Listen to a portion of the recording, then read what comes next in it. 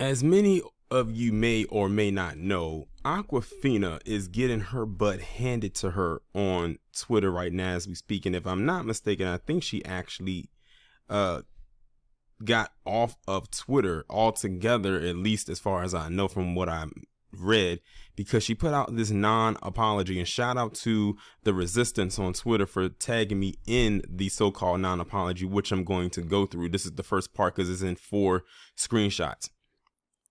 And this, remember, I just did a video talking about Jenny Wynn and her non-apology and her having her little black prop, which by the way, I found out from my subscribers, they said that this Michael person that she had sitting next to her is a member of the Academy. Whoop-de-doo. I mean, I can't bring myself to, even gasp in shock when hearing that. So here we have Awkwafina. I never got an opportunity to do a video on my channel about the whole situation with her and the NAACP Image Award nomination and her and the blaccent thing. I actually talked about it on my live stream channel because, everything was kind of like pressed for time. But I'm going to talk about this on the main channel. So y'all will be seeing this for sure. So I'm going to go through her so-called non-apology, which I've already skimmed through. And to be honest, it looked like it was written up by someone on her PR team. I highly doubt that she even contributed to this. And if she did, a very small percentage, because I'm looking at the text and the words and I'm like, she didn't say this, which means she doesn't mean it. Because when it comes to an apology, at least make it sound like it came from you. This does not read to me that it came from her mouth. But let's go ahead and get into it. There is a socio-political, she doesn't even strike me to be the person to even use that word, context to everything, especially in the historical context of the African American community in this country.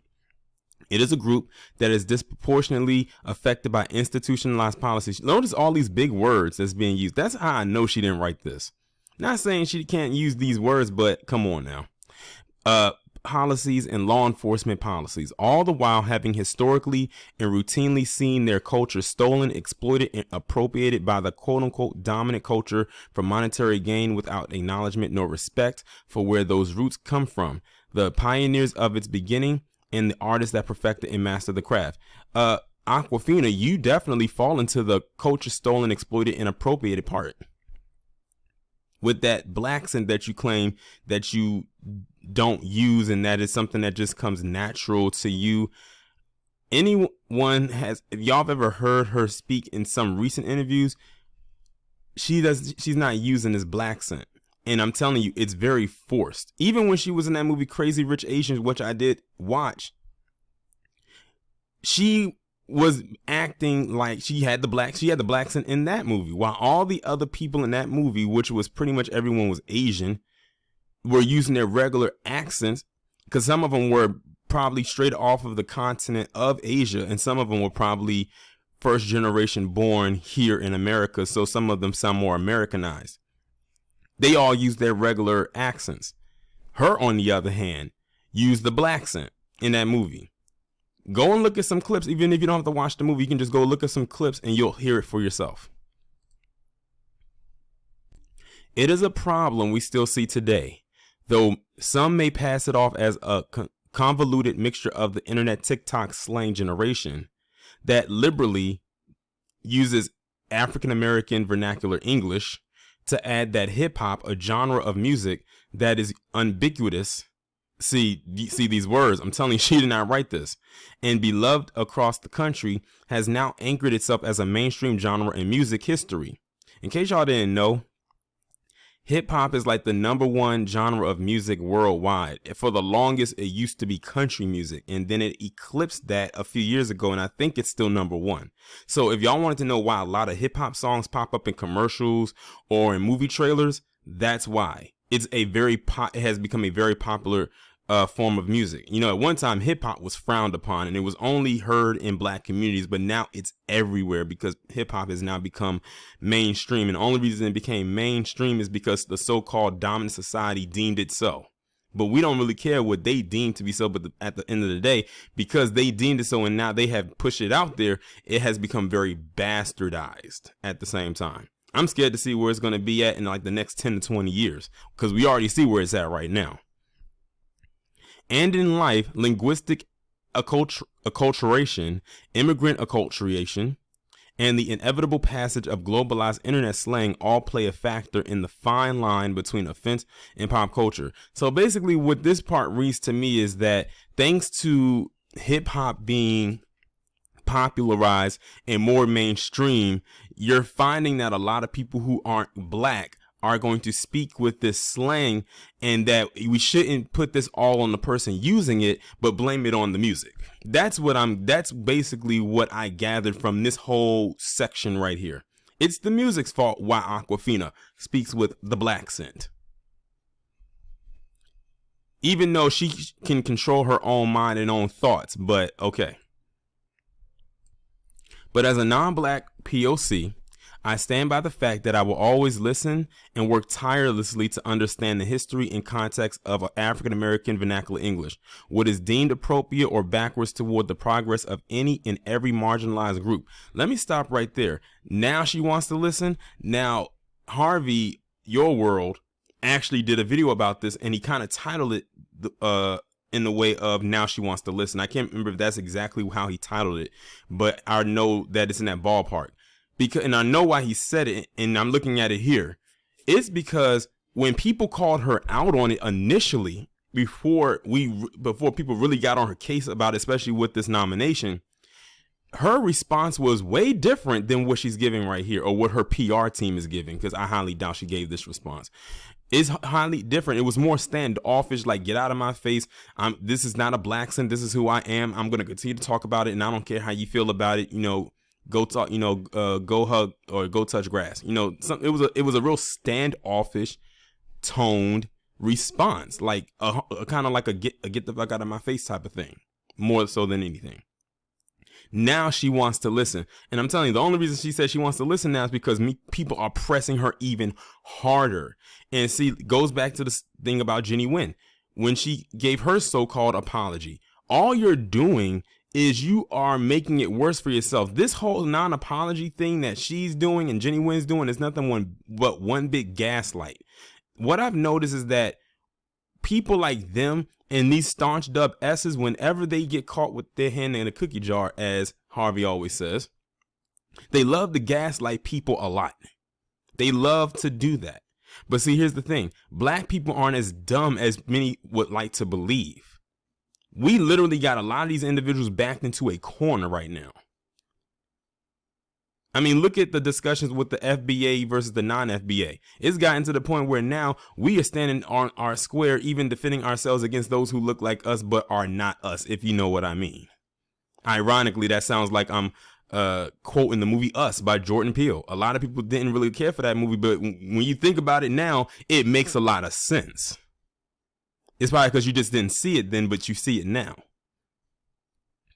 To mock, belittle, or to be unkind in any way possible at the expense of others is simply not my nature. It never has and it never was. That's a lie. That is a lie. Because remember, she said that she didn't care what people thought and told us to get the F out of her face. And, I'm going to continue to talk like this and there's nothing you can do about it. Okay.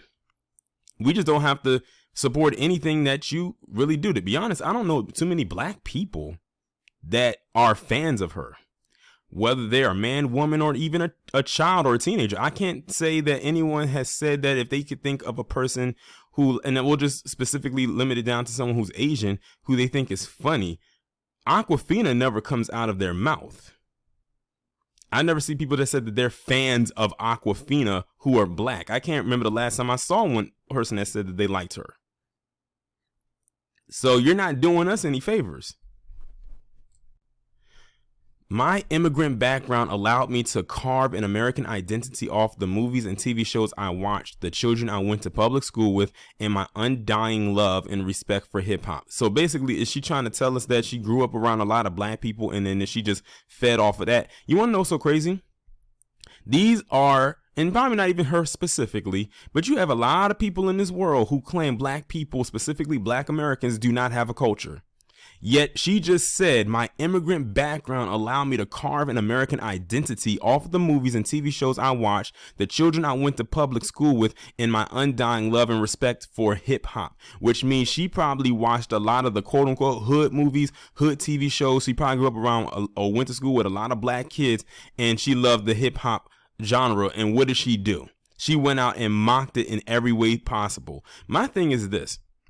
If you are non-black and you have love and respect for all of, the black culture, the culture that they claim we don't have, you don't have to go the extra mile and try to sound like us or even try to look like us. Just be you and just say that you appreciate it. We would respect you a whole lot more. But see, the thing is, they get so entrenched with our culture that they start to become that they start to literally mock and then mimic it. And then when we call them out on it, then they'll say, oh, but I grew up this way and I grew up like that and I grew up like with this. And then they do that to try to get people to be on their side and empathize for them and then throw quote unquote shade our way.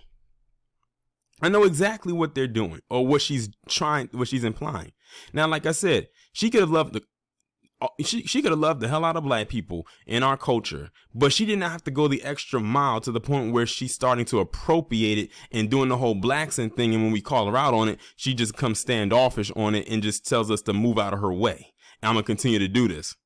And the thing is, now that she's done this so much, it's almost expected that she continues to do it for two reasons. One, because she made her brand off of it. And two, if she stops, the stuff, a lot of things might dry up for her. So she has to keep the imitation going. She's so deep in it now. But then again, she might shy away from it. Because remember, Miley Cyrus, Miss Hannah Montana herself, she wasn't like that on Hannah Montana. But when she broke away and she started like doing the twerking, as trifling as it looked when she does it, and the hip hop and in the talking with the blaccent, because she had a little moment, and then after that little moment that lasted for like 2 years, and that was 2 years of hell of having to watch her do it, she went right back to what she was already doing. She's the same way. Now you don't see, first off, you don't really hear about Miley Cyrus like that much, honestly, and I'm perfectly okay with that. And now Awkwafina is doing the same thing. And if we're lucky, she might have the same fate. But she has a huge machine behind her. And she's a part of these Marvel movies now, her being in Shang-Chi. So this won't be the last we see of her, unfortunately. Where did I leave off? She says, I think as a group, Asian Americans are still trying to figure out what that journey means for them. Huh? So now you're trying to, okay, let me keep on reading before I jump the gun. What is correct and where they don't belong. And though I'm still learning and doing that personal work, I know for sure that I want to spend the rest of my career doing nothing but uplifting our communities. We do this first by failing, learning and acknowledging, hearing and empathizing, and I will continue tirelessly to do just that. Why does it sound like she threw her Asian community under the bus with that statement? And the reason why I say that is because I'm going to read this tweet that somebody put out here, and I think it's based off of that one thing. And it came from a woman who their name says ambiguously brown, hashtag very Asian, and I can't see the rest of the thing. And they said, hold up, why are you putting your personal choices onto your fellow Asians who grew up the same way yet didn't use blaccent to make millions? So not only has she, came in and appropriated black people with that blaccent, but now, according to that tweet, she's thrown her own community under the bus in order to try to drive home a point. She pulled a double whammy and probably didn't even realize it. Again, I do not think that she wrote this so-called apology. I truly believe her PR team wrote this. I truly do. And she probably didn't even read over it. They say, you know what, Awkwafina, don't worry about it. We're going to put out one of the best manufactured SAT word filled apologies and people are going to eat it up. not based on what I've seen in the comment section or in the Twitter threads, because she's trending right now as I'm recording this video on Twitter. She's like the #2 trending in the world right now, because people are lighting her up in them comments. I'm not going to go through them, but just know I read one of them, and I'm going to read a couple more. And these are only the ones that the resistance, the one who sent me this apology, so-called, to me. The other one says, on the 5th day of Black History Month, you chose to gaslight black people. We see you. Another wrote, it is not an apology, so what is this supposed to be? Somebody else says, are you going to address your NAACP nomination? And another person said, Awkwafina, if she could get away with it. And they posted up a picture of an Asian woman who put like a dark smudge on her hand, and then the next picture she has it all over. Basically, she did blackface. It's not Awkwafina though, but it is another Asian woman. Someone else says, spent my elementary school years learning Spanish and hung out with Puerto Rican, Guatemalan, Dominican, Mexican friends and associates throughout high school and college, but I didn't just randomly mimic their accents like it was mine. You can appreciate the culture without copying it. That's exactly what I said.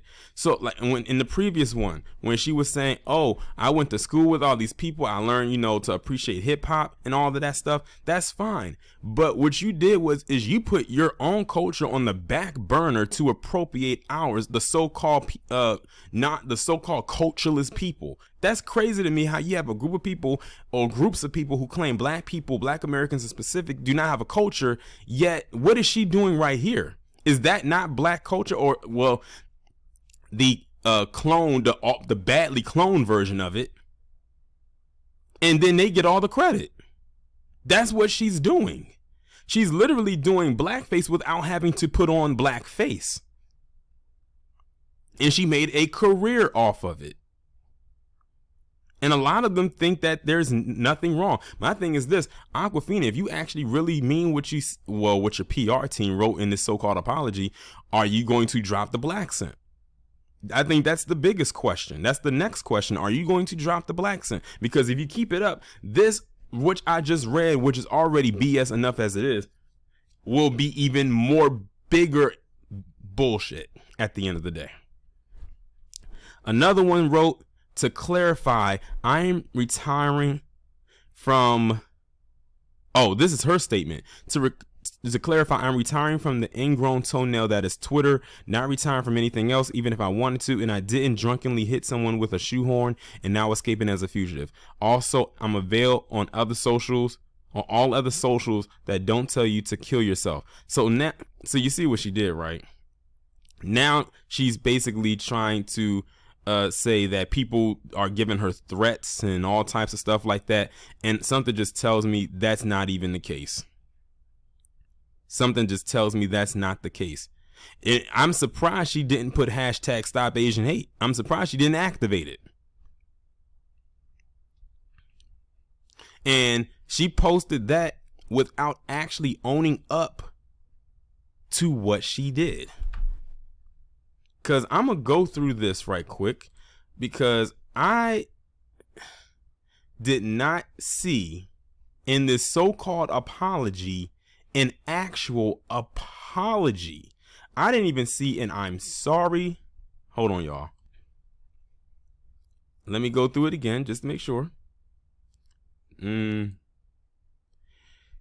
Yeah, I don't see anything in here that says I'm sorry. Usually that comes with an apology, but I don't see that here. It's not present. Awkwafina, you can have your little woe is me moment, but that's all you're going to have. We don't feel bad for you. I don't.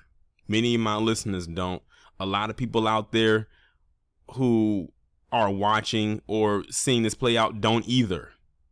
But I really thought it was interesting about how she threw her own people under the bus in that moment. I wonder what they got to say about that. She would have just been better off not saying anything at all.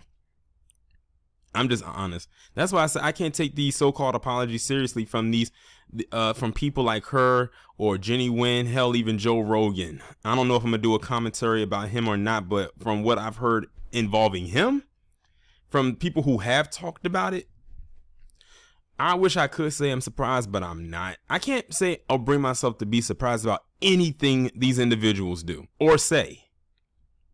Nothing. I've been doing these videos since 2016. It is now 2022.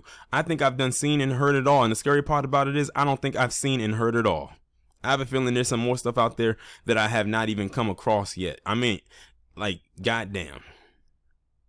With that being said, I'm going to go ahead and end this commentary. Y'all let me know what y'all think down in the comments. Like, share, subscribe if you have not done so already. Make sure that you hit that bell to be notified every time I upload a new video or go live.